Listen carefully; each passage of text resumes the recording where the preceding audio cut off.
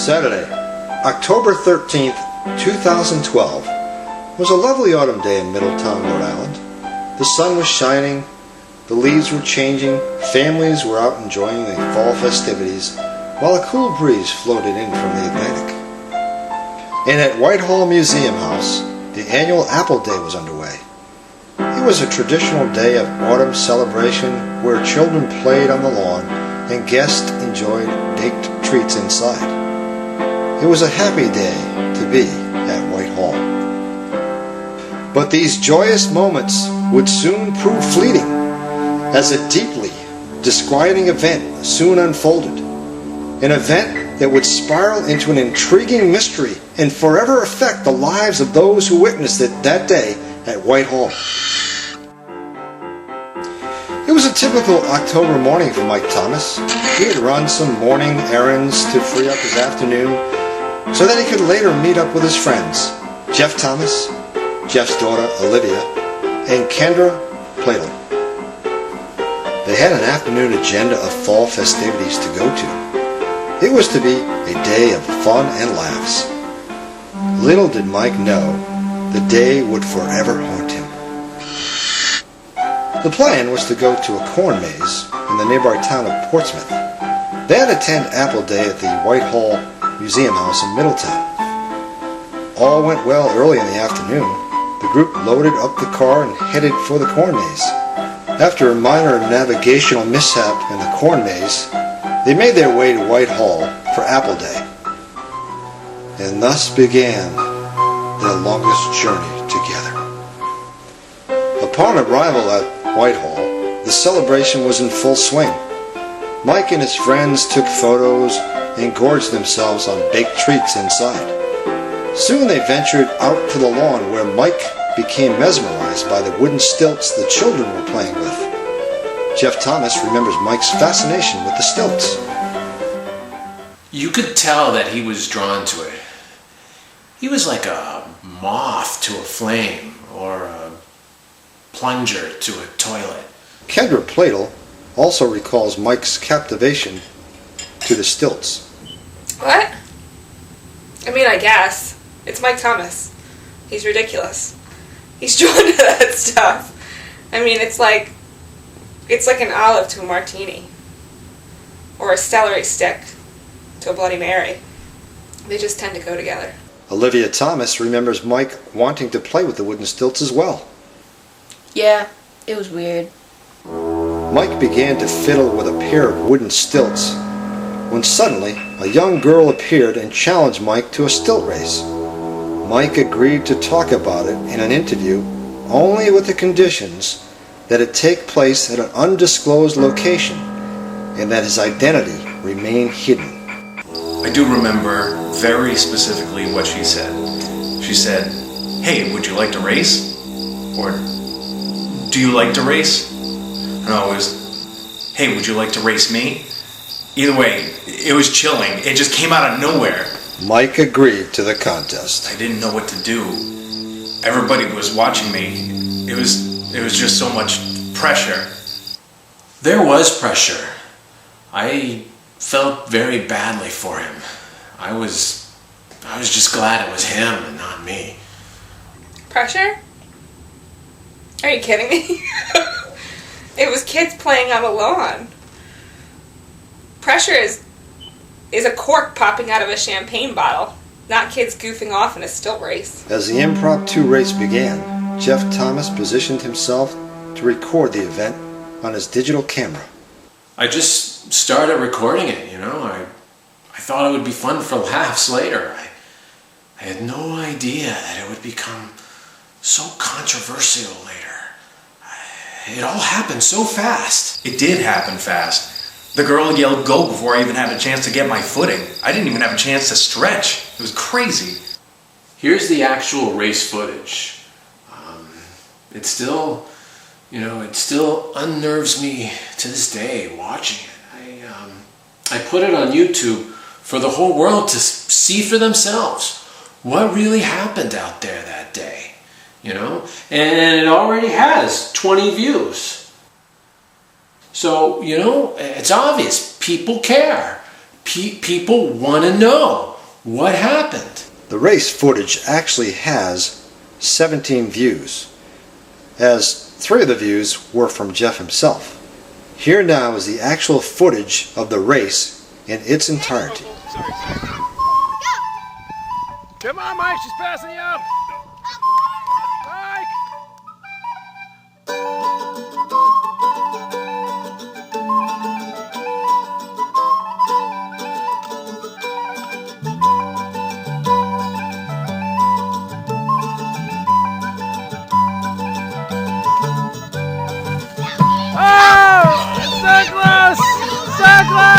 I think it's a tie. Unreal, isn't it? I mean, it's so obvious it wasn't a fair race. You know, it has conspiracy written all over it. It's scary. I haven't seen the footage yet. It's too difficult. I don't want to relive it. The result of the fateful stilt race also left a profound impact on others who witnessed it. Yeah, he lost. It's like, get over it. I don't even think I saw the end of the race. Who won? The stilt race is, you know, one of those things you always remember where you were when it happened. I remember where I was. I was at the stilt race. So distressed by the event of that day, Jeff talked about it with others at work the following Monday. Yeah, he said something about it to a group of people in the lunchroom, but I wasn't listening. I was just trying to get coffee. The point is, it's a real enigma. I mean, what really happened out there that day? You know, who really won? You know, this is a real deep mystery that somebody needs to solve.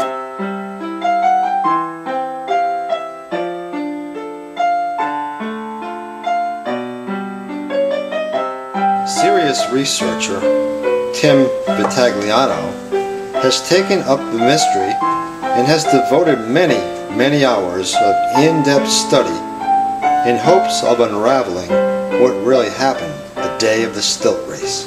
The first time I saw this footage, it was clear to me, as it would be to any reasonable human being, that what we witnessed was a travesty. You can't objectively look at that footage and say, there's a fair stilt race. Vitagliano's research has taken him back to what he calls the scene of the crime, where he has conducted detailed measurements, experiments, and reenactments to formulate theories of what really happened that day.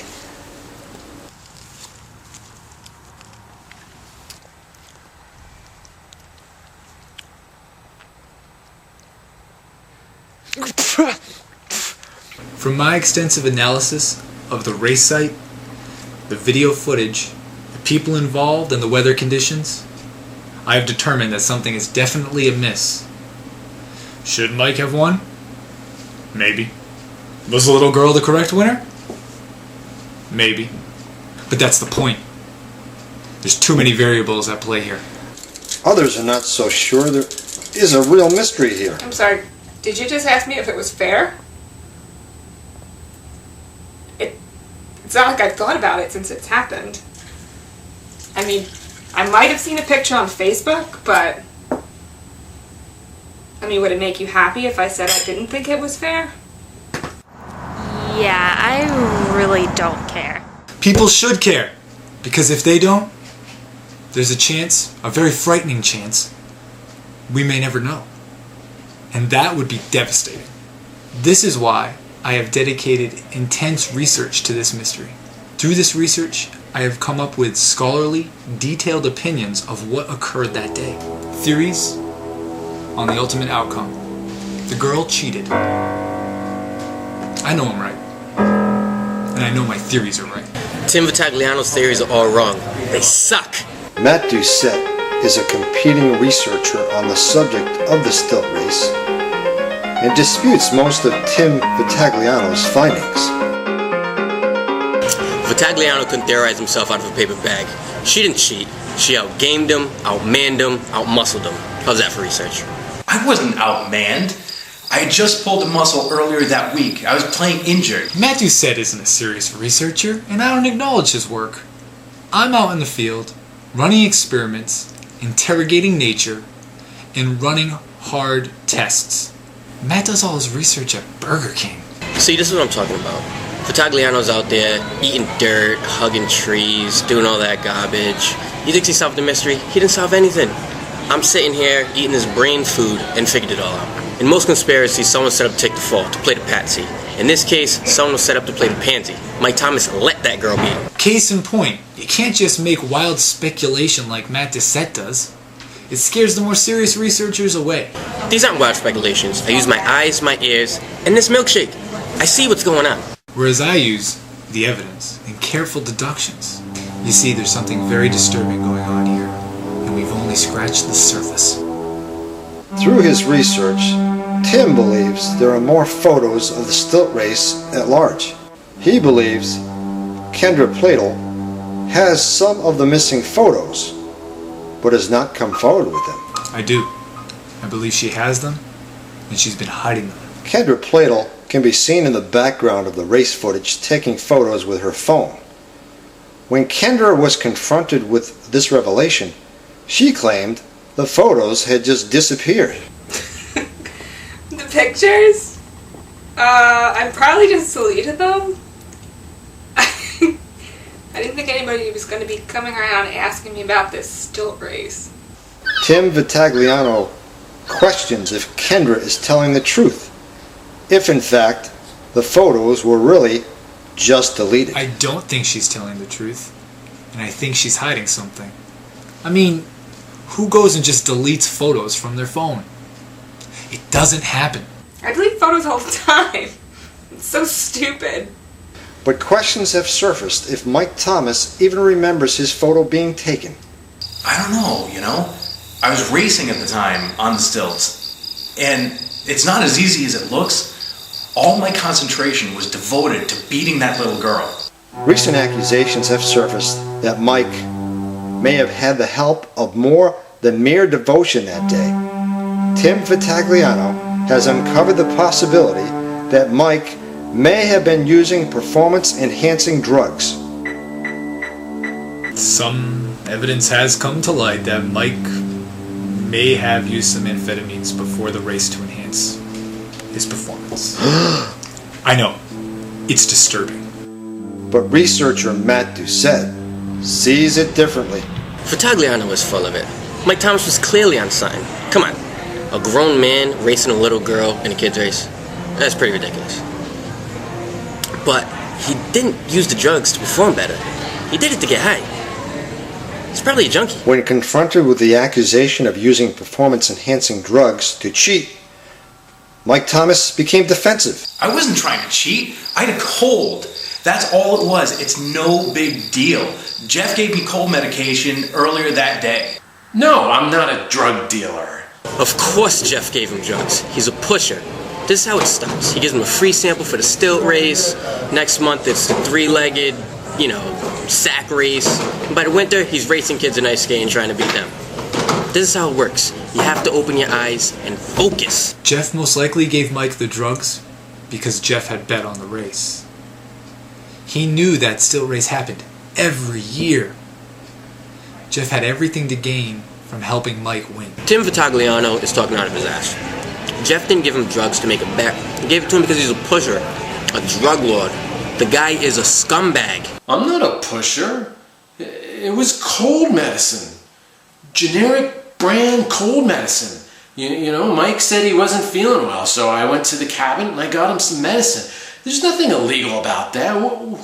Where is this going? It was cold medicine. My daughter was in the kitchen with us when I went to the cabinet and it gave him cold medicine.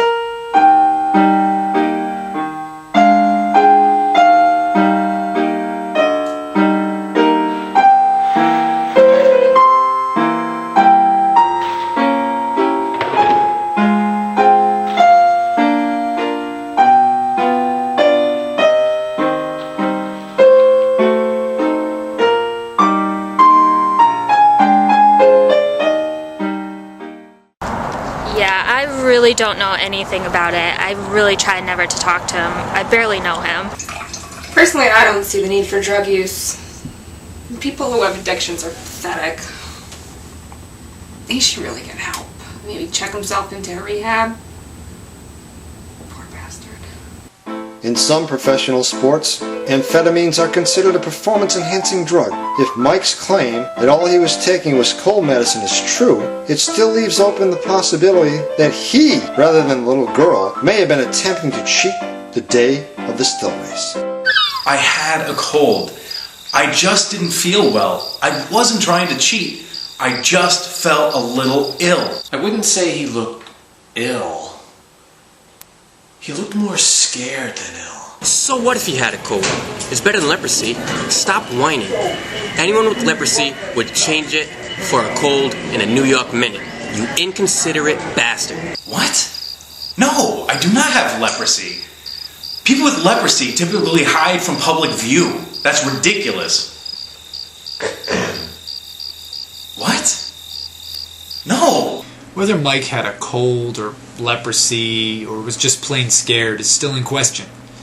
But it would be easier to know if we could finally see those photos that Kendra Pladle has. I don't have your stupid photos. Those photos would be the Rosetta Stone of this whole mystery. Who got stoned? To know that there are such photos of me out there haunts me. Those photos hang over Mike Thomas like Damocles' sword. Whose sword? Seriously, where did you find this guy? Tim Vitagliano believes Kendra's background is also questionable. I've uncovered evidence that apparently shows Kendra Pladle frequents such children's races. And in fact, has even participated. Tim has uncovered a photo that he believes is Kendra at a potato sack race a couple of years earlier. When Kendra was confronted with the photo, she denied it was her. Where did you get that photo? That is not me! Oh, I believe it's her. And if it is her, you have to ask the next question. How is this connected to the Stilt Race? Why am I being asked this? I don't even know who Kendra is. Oh, it is Kendra.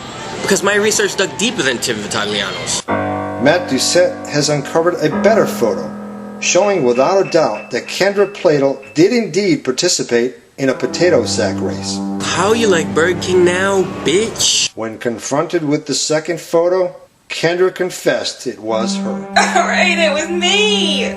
So what? I was probably drinking that day. I mean, that almost never happened. It's pure luck that Doucette found a better photo. But what he hasn't found is the identity of that little girl. The one that competed against Mike Thomas the day of the Stilt Race. A photograph was printed in the local paper 2 days after the event, showing the unknown girl at the Stilt Race. The published photograph actually identified the girl. I don't trust reporters. I don't trust the press. They'll tell you things like there's moon landings, weather forecasts. I don't believe a word of it. Everybody keeps asking, who is this girl? Who was she? But it stops them from asking the real question. Why was she? I don't even know who she was. She was just like a ghost on stilts that will forever haunt me. It's too stressful. I can't even stand next to people on crutches now. I only hope that one day I'll be able to find some closure. The lack of resolution and closure of the Stilt Race Day has left a source of tension in the lives of many. Some have learned to channel that stress into other activities to help alleviate anxiety. Mike Thomas has focused on writing poetry to ease his stress. By the Shallow Shore by Mike Thomas. By the shallow shore I shuddered, while the seagulls cried and fluttered. Oh my god. Tim Vitagliano has found comfort from his research in singing serious songs of sorrow. Yesterday, all my troubles seem so far away. Jeff Thomas has learned to work with puppets. Hey Leroy, how you doing? Not so good, Jeff. Casey hit me. Casey, what the hell is wrong with you? For Kendra Pladle, she claims she has no activities to help ease her stress. Nothing comes to mind. I think I'm just naturally always in a good mood. Outside of techniques to channel the stress left from the Stilt Race day, the work of solving the mystery continues for Tim Vitagliano. Using the data I systematically gathered from the site, I was able to come up with this model to help aid in my research. Now, as you can see, the Stilt Race began here on the lawn. The girl got an early lead, but I believe Mike would have caught up with her. And I developed this hypothesis using this fine model. Tim's model is a piece of crap. A blind 4-year-old on crack could do a better job with it. Look at the size of the tree. It's ridiculous. The Swiss Family Robinson could live in that model tree. It's junk. I worked really hard on this model. I put a lot of time and detailed effort into getting it right. And I don't appreciate rude comments from unprofessionals like Matt Doucette. It's garbage. And you don't need a model to figure it out. Mike Thomas lost because he's a loser. I am not a loser. I have never been on stilts before in my life. That girl had plenty of time to practice before I got there. Regardless of practice time, the girl cheated. Just look at the video. The girl would fall off, she would take a few steps, then get back on the stilts. And I can demonstrate with my model. She falls off, steps forward. Falls off, steps forward. It's child's play, literally. Yeah, I can do little people too. And I don't need a stupid model. Let's have this cup be the tree. Here's Mike and the little girl. Mike's racing. Oh, it's the greatest day of my life. I'm gonna win. Nope. The girl wins. Mike's a loser, as always. The girl cheated. She took steps every time she fell off. Mike Thomas took steps every time he fell. So he cheated too. It's pretty sad that a grown man has to cheat to try to beat a little girl. And then he loses anyway. I did not cheat. I was deeply traumatized by that day. I keep Kleenexes in my car. Mostly for my allergies, but still. Mike might have cheated. I don't know. Look, I'm not saying he paid me to say he didn't cheat. What I'm saying is, I have no idea what I'm saying. Are we still talking about this? If he cheated, I don't see what the big mystery is. I mean, a mystery is like, where the heck this full bottle of wine went. And you have a corkscrew on you? If I say he cheated, will you leave me alone? You know what I think? I think that they both cheated. I did not cheat. I'm offended that people are saying that. I put my bringing sexy back mojo into that race, and I don't do that for just anything. I'm offended. You know what? This interview's over. Oh my God, they can see me. Don't look at me, I'm hideous. See, I told you he cheated. Anyone who's still quoting bringing sexy back is a moron or a cheat. And I don't need a stupid model to prove it, like Tim. My model's not stupid, and I don't need Matt Doucette telling me so. Well, that's what I'm telling him, Mr. So-called researcher. And you, sir? You don't even deserve a response from me. Why? Because your research couldn't find out why a baby's rattle rattles? Because it's an effing rattle, Einstein. Were you in Who's Who of Middle School Students 1997? Were you a founding member of the New Bedford Society of Unappreciated Serious Thinkers? No! So don't make me angry, Doucette. You won't like me when I'm angry. Oh yeah? Let's see you bring it, incredible dork. You want a piece of this? I'll show you research. Oh, I'll show you what there is, chump.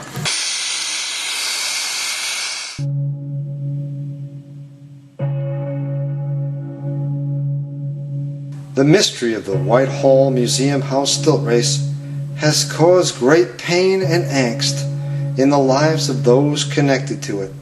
It is a puzzle that may never be solved. And for those whose lives were profoundly touched by it, they must somehow carry on, knowing the truth may always remain just out of reach, forever blowing in the Rhode Island wind.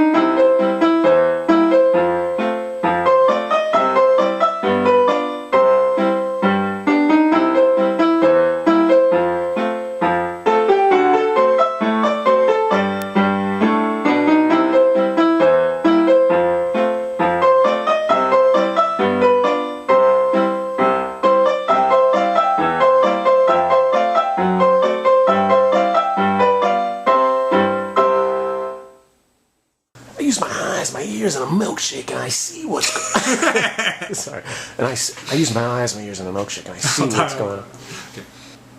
Okay, let's start over. All right. I use my eyes, my ears, and a milkshake, and I see what's going on.